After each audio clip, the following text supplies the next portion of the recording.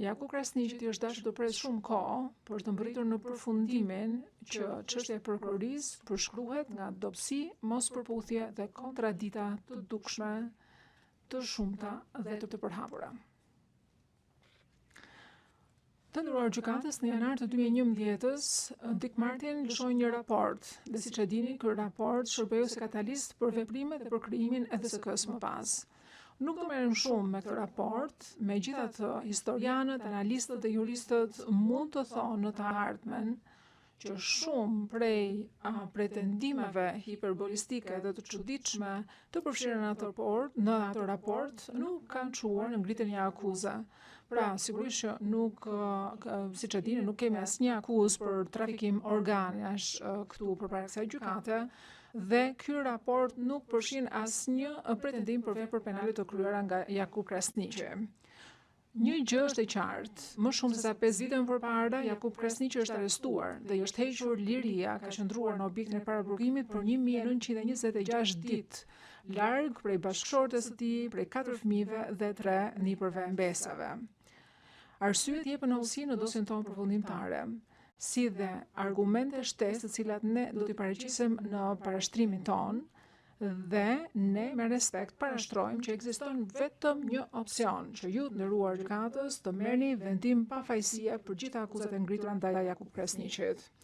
Në fund të parashtrimit do ju bëjmë thirrje të nderuar gjykatës që mbështetur në provat në dispozicion të shpallnit pafajshëm zotin Krasniqi, ta lejoni këtë zotëri 75 vjeçar që të kthehet në familjen e vet dhe të kaloj vitet që i ka caktuar zoti me familjen e vet.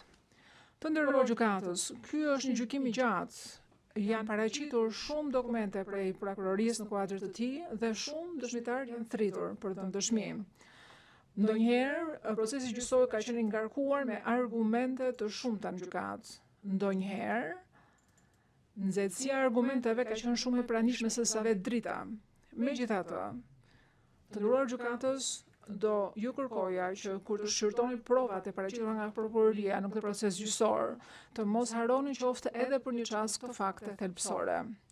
Në të gjitha këto 34 muaj gjykimi, në të gjitha provat që janë pjesë e dokumentacionit shkresor të kësaj çështje, nuk ka qoftë edhe një dëshmitar të vetëm që pretendon që Jakub Krasniqi e ka rrahur, e ka trajtuar apo e ka torturuar, qoftë ky person civil apo person tjetër.